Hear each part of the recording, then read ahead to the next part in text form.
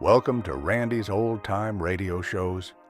Tonight, we're bringing you a rare gem from the golden age of radio, Make-Believe Hollywood Town. This short-lived series first aired in 1948 and was built around Hollywood stories and guest stars from the silver screen. Sadly, only 2 episodes are known to exist today. What you're about to hear is one of those surviving broadcasts, preserved for us to enjoy all these years later. So dim the lights, picture the glow of Hollywood's golden age, and let your imagination stroll down the boulevards of make-believe Hollywood Town. Quiet, please. We're rolling. Speed. Camera. Action. It's Make-Believe Town, Hollywood.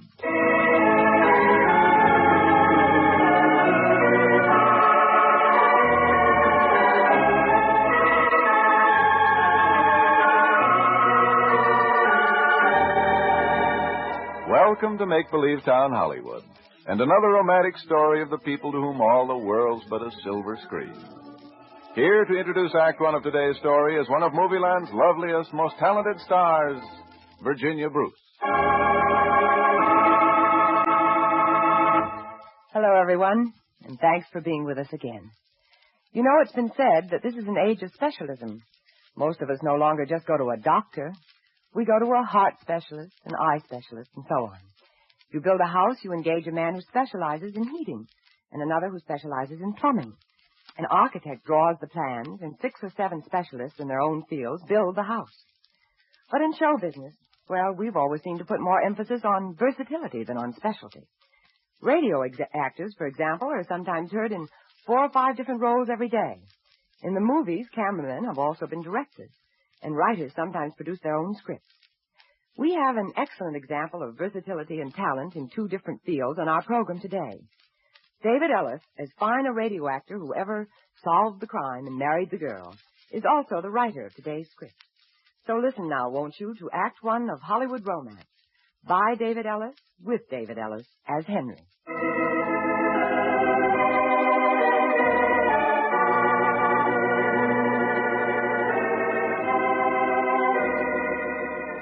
The scene is Hollywood Boulevard at midnight. If you were a tourist, you'd find it surprisingly quiet and void of traffic. For Hollywood, as I've said before, is really a big, small town. And except for Saturday night, most of us retire fairly early. Honestly. Anyway, this isn't Saturday night, and the corner of Hollywood and Highland is pretty deserted. That is, except for a boy and a girl waiting for the northbound red car that will take them to the valley.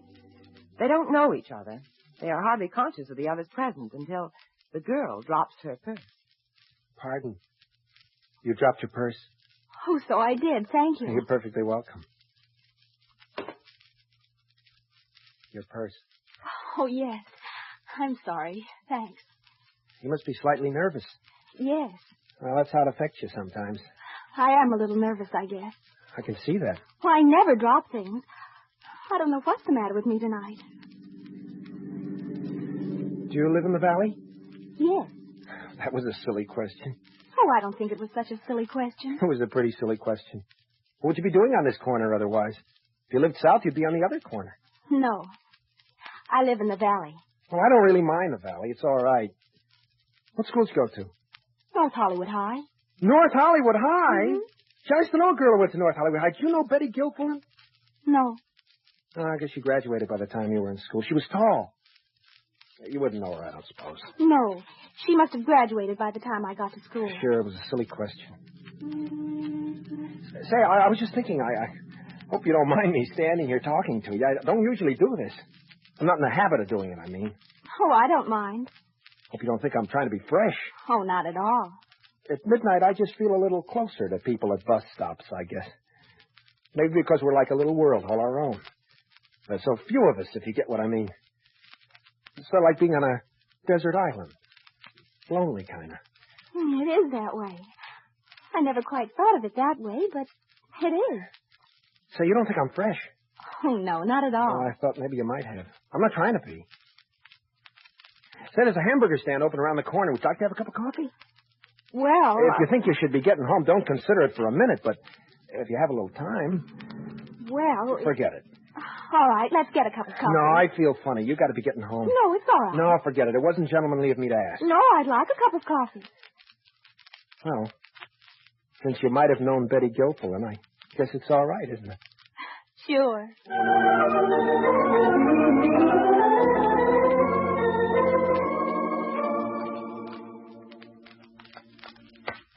2 hamburgers with onions. Do you want onions? Oh, yes, please. 2 hamburgers with onions and 2 coffees. I like hamburgers.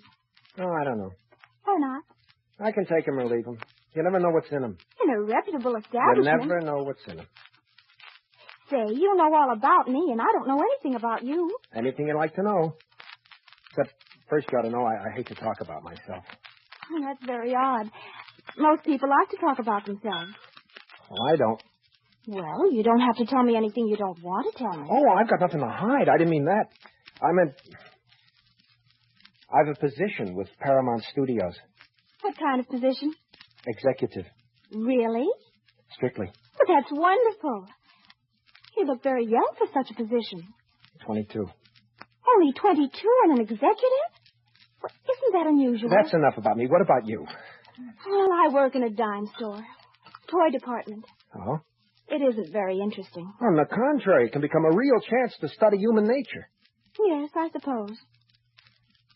Say, do you mind if I ask you something a little personal? No. Because I feel I've known you such a long time already. If you don't mind, what were you doing tonight? What I mean is a girl like you isn't really safe down here at this hour. Oh, I had a date. He lives in West Hollywood. He took the Hollywood car, and I'm taking the Valley car. He left you to get home yourself? Oh, I told him I could. Well, if I were him, I'd certainly have a little more concern for your welfare. Oh, I told him it was all right. What about you? Oh, I went to a movie with a young lady. I just took her home. She lives south. Oh. We saw Home of the Brave. Oh. Didn't you see it? No, not yet. You didn't see Home of the Brave? Not yet, no. Oh, it was good. Well, that's what my sister said. Boy, when he's caught on the island, something snapped and he can't walk. Boy. That's what my sister said. Your sister? Louise. She's awfully pretty. You'd like her. Everybody likes Louise. She sounds nice.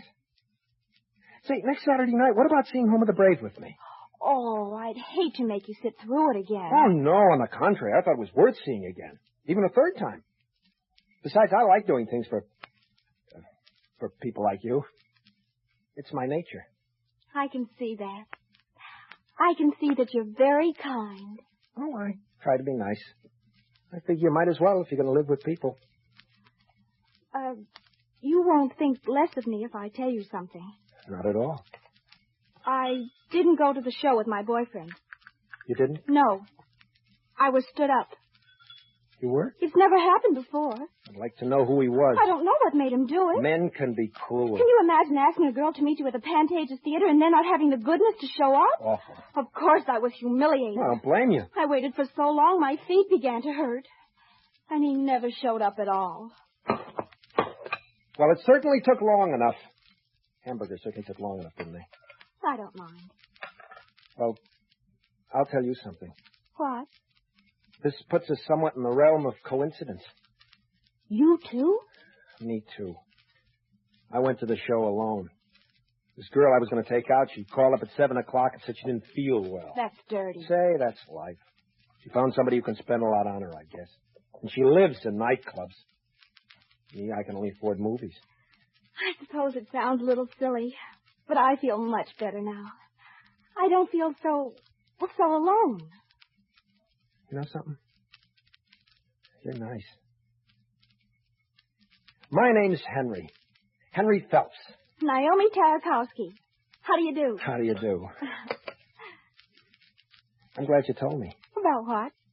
Well, being... Stood up. Oh, yes. I'm glad you told me. You see, I lied to you. I'm not an executive at Paramount. I'm just in the cutting room. Well, so what? You'll be an executive someday, I bet. You think so? Sure. And you know why? Because you think big. Do I? My sister Louise is always saying that if you think big, real big, you're bound to click somewhere. Well, I think big, but... And you don't like to talk about yourself. Dale Carnegie says... It's because I've never had anything important to say about myself. Oh, you mustn't say that. No, it's true. In the Army, I was in the Quartermaster Corps. Well, what's unimportant about the Quartermaster Corps? The Army certainly needed quartermasters. Well, it isn't exactly chemical warfare. Well, perhaps not. You know those tests on psychology they have in the magazine? Mm-hmm. Well, last week I took one, and did I come out lousy? What did it say? It said... Oh, I don't know. Oh, now, come on. What did it say? It said... I needed love.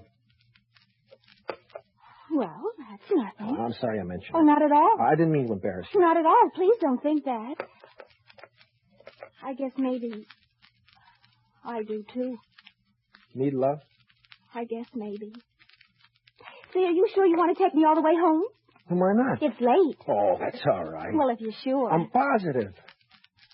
Now, what was that you were saying about psychology?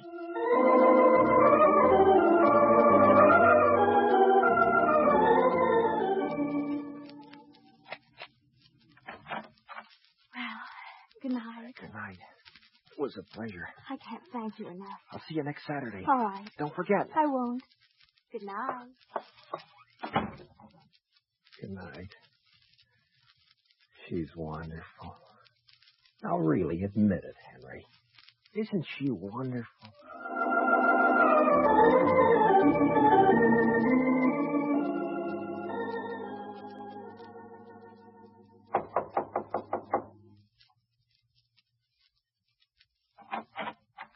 Hello. Hello. Is this the Tarakowski residence? Yes. Won't you come in? Thank you. May I take your coat? Thank you. Oh, gardenias. They're lovely. Common but appropriate. Come on into the living room and make yourself comfortable. Naomi's having a little trouble with her hair. She washed it the other night. I see. I'm sorry.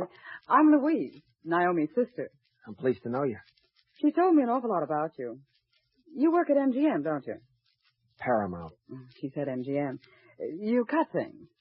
Something like that. Well, I'm awfully glad Naomi's found someone. I mean, someone her type. Well, I mean, she's so lonely sometimes. I worry about her. She's a fine girl. Oh, I didn't mean to insinuate. Oh, no, not at all. You'll find Naomi very intelligent. She's all right. Louise, will you help me for a minute? Excuse me. Having trouble with your hair? You try that stuff again, Louise. Try what? Don't be so innocent. You know what.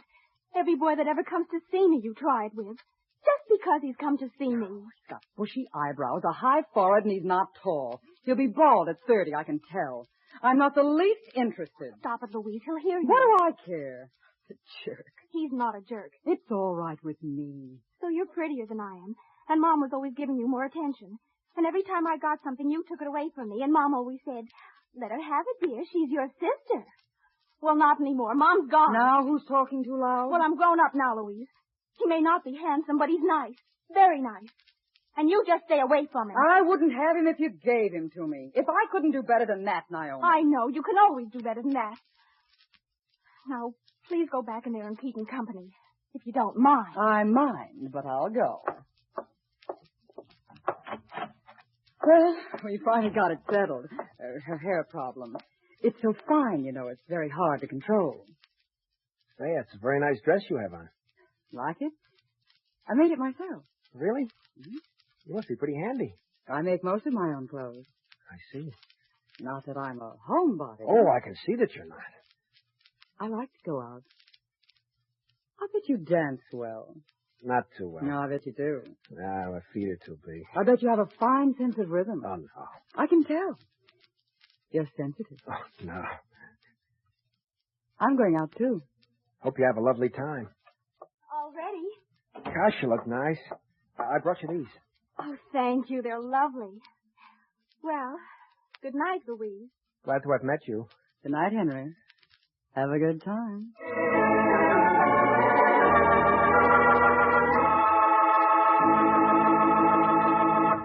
We'll return you to Make-Believe Town and Virginia Bruce in just a moment. Conductor Showcase, a new full-hour show on CBS that gives you the chance of a lifetime.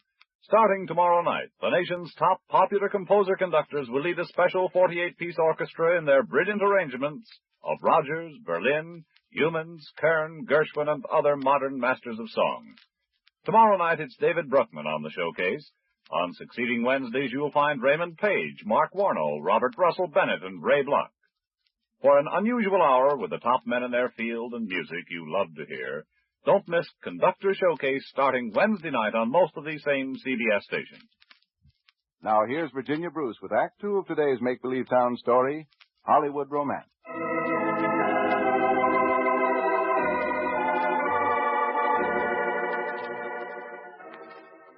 It's now a little later that same Saturday night. Henry and Naomi have taken the streetcar from the valley into Hollywood and are going to a picture. But ever since they left Naomi's house, Henry has been talking about Louise, Naomi's sister. And something about the two girls seems to puzzle him. There will be a half-hour wait for all seats. A half-hour wait. So that was your sister. She's pretty, all right. Yes, she's nice. You don't like her, do you? Why do you say that? Because you don't. I know. You see, I'm something of a psychologist. Well, you're wrong. I like her very much. After all, she's my only sister. Hold your own tickets, please. Hold your own. You don't like her. You don't have to tell me you do. I understand. I don't see that it has anything to do with you. I mean us. I didn't say it did. I was merely making a casual observation. I don't see what you have against her. Nothing. I told you I like her. She's wonderful. Louise is a wonderful girl.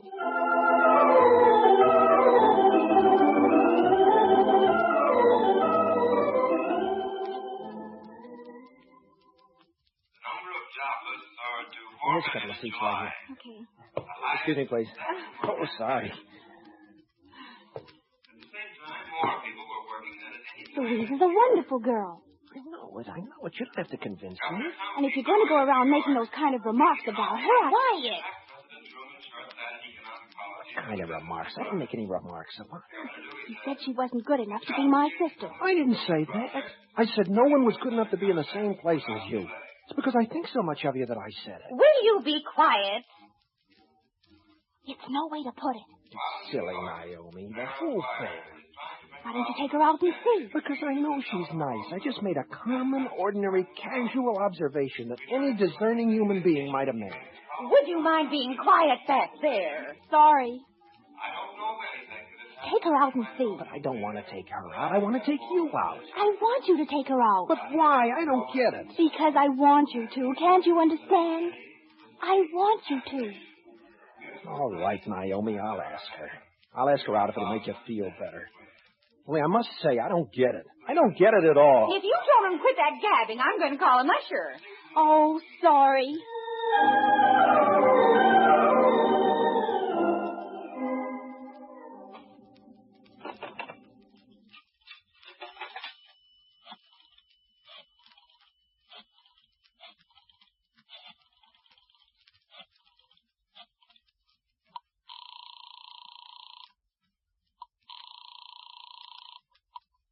Hello? Hello? To whom do you wish to speak, please?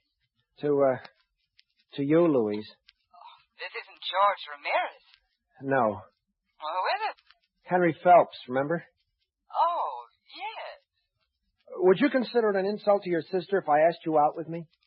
That's a peculiar request. Well, would you?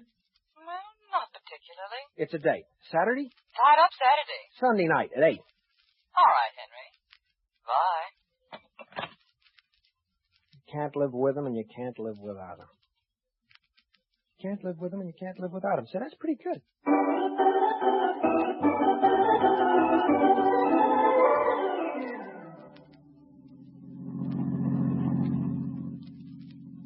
Gosh, the coast road is nice at night. Yes. The road winds like a huge python.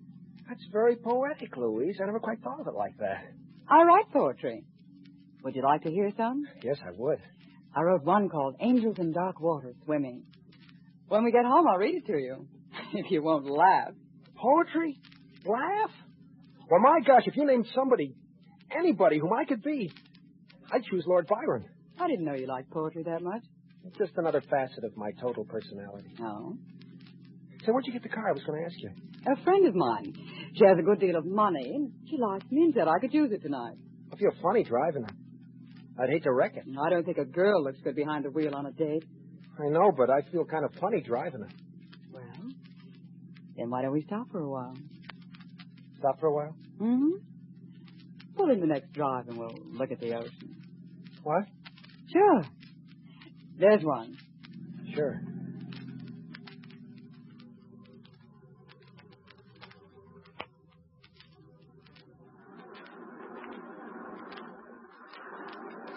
Yeah. It's nice here. Put your arm around me. I'm a little cold. Louise, I feel funny. The heater's broken, and I'm cold.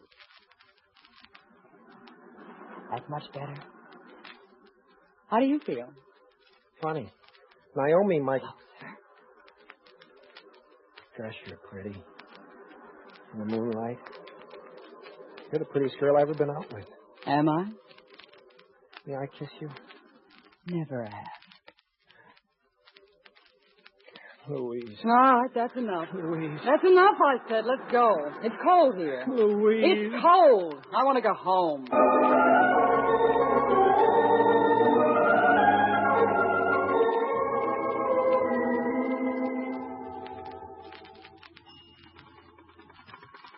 Hey, Henry, for Pete's sake, watch what you're doing. Huh? You got Bob Hope upside down. Huh? The film. Start over. Sure. What's the matter with you? You in love or something? Sam, she's wonderful. No kidding, Sam, this girl is wonderful. She's like no other girl ever walked the face of the earth, Sam. I'm happy for you, Henry, but please, if you gotta fall in love, don't take it out on Bob Hope. What?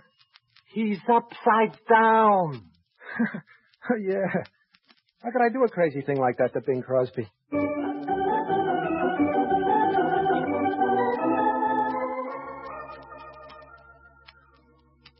I suppose you're satisfied. He hasn't called in 3 weeks. No, don't blame me. Why did you do it? How could you be so cruel? I didn't do anything. You asked him to take me out, didn't you? You wanted to see if I could interest him.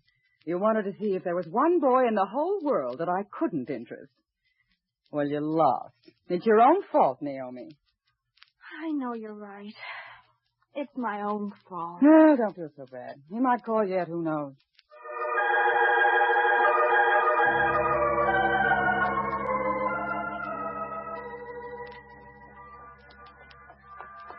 Louise!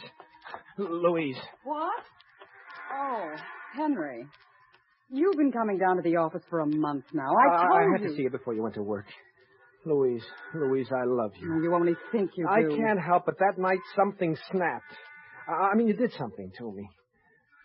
Louise, can I take you somewhere Saturday? I'm busy Saturday, Henry. Well, Sunday, then. Sunday, too. Monday, no, Tuesday. Henry. Louise, gosh, Louise. I'm late. I'm sorry, Henry. Very sorry. Now go home, Henry, and let me alone. Isn't she wonderful? Go ahead, admit it. Isn't she the most wonderful girl in the world?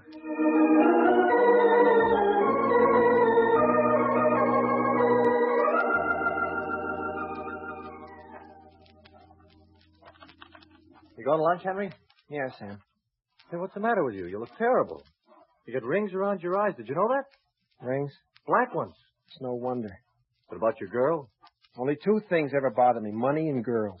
Is it this Louise? I can only get her out of my mind. I do such foolish things like following her down the street for blocks just to catch a glimpse of her.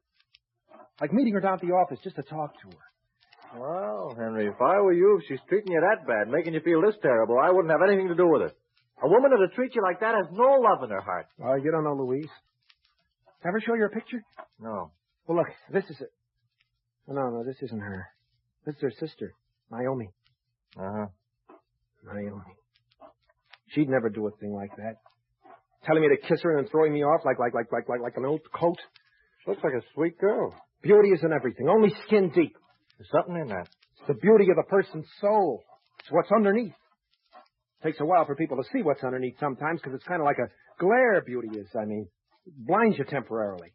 But after you know somebody and your eyes get accustomed to the good looks and you see underneath there's nothing but an evil soul. The commissary's this way. Oh, yeah. You gonna lend me that $1? Sure. What dollar? The $1 you said you lent me for lunch. Sure. Yes, sir, Sam. A girl only treats Henry Phelps like that once. Just once. She never gets a second chance. That's the spirit. Wouldn't you throw her over? Absolutely. Wouldn't you get in touch with your sister instead, whom you deeply have a real affection for? Sure. Sam, you're a friend. That's real good advice.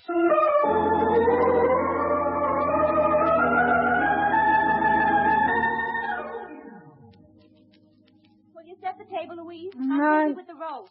Oh, I'm busy, Naomi. I haven't seen Henry in weeks. Have you? No, I haven't. He stopped pestering me at the office. Oh, I'll get it.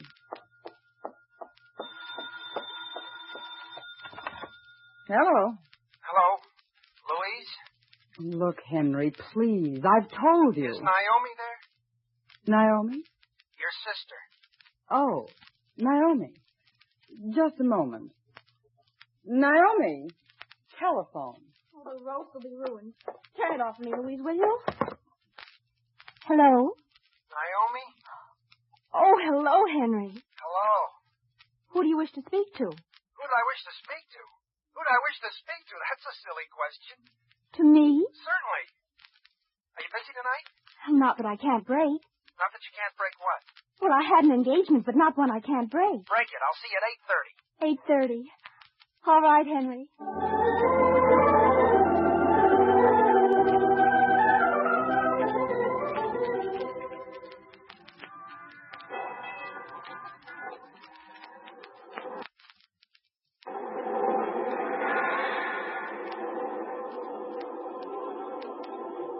The news of the world distresses me. Me too. When you think how beautiful and big the world is and how there's room for everybody to live peacefully, it gets a little silly, doesn't it? It certainly does. And mostly because people don't take an interest in international affairs. They don't read enough. They don't realize what's going on. Well, they certainly don't. Naomi, you aren't mad at me. No, Henry. Because I behaved like a fool. Louise was pretty and I behaved like a fool. And I was lying when I said I didn't know why you wanted me to take her out. Which is still another way of saying I was a fool. You weren't a fool. And it makes it nice now that I know you wanted to take me out again. See, I'll tell you how it was. I wanted you to take out both Louise and me so you could judge. I mean, so you could choose between us. That was the only way I could really and truly know. Sure, I'm something of a psychologist. I saw that. And I want you to know that I wasn't really in love with her. Not really in love. Just what you might call a juvenile fascination. Henry, I wish you'd tell me something. Sure. Why did you take me out again? It wasn't because Louise turned you down. Not at all. It didn't have a thing to do with it. It's because I like you. Because you have many fine qualities, both as a human being and as a woman. Because I guess I'd like Louise to be my sister-in-law. Henry. Fountain and Highland. Henry. I love you, too. You do? You love me? You do? Yes, Henry, I do. Henry. Huh? How did you know how I felt about my sister? How did I know? Why didn't I tell you? I've got a handsome brother. Hollywood and Highland next. Hollywood and Highland.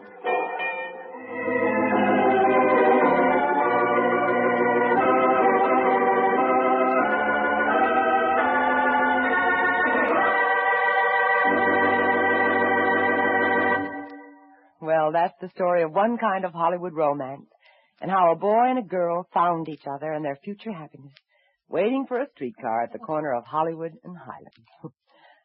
I want to extend a very special invitation to you all to be sure and listen tomorrow at the same time, for I have what I think is one of the most gripping dramas ever to come out of Hollywood. It's a story of courage and strength, and the faith of a man who refused to give up, even though the odds against him were almost insurmountable. It's the story of Rudy Bowman, a very real person. In fact, Mr. Bowman himself will be here in the studio to play a part in our dramatization of his life. So join us again tomorrow, won't you, for the Rudy Bowman story. Until then, this is Virginia Bruce reminding you that there are as many great stories behind the scene as those that find their way to the screen. In Make-Believe Town, Hollywood, the glamour capital of the world.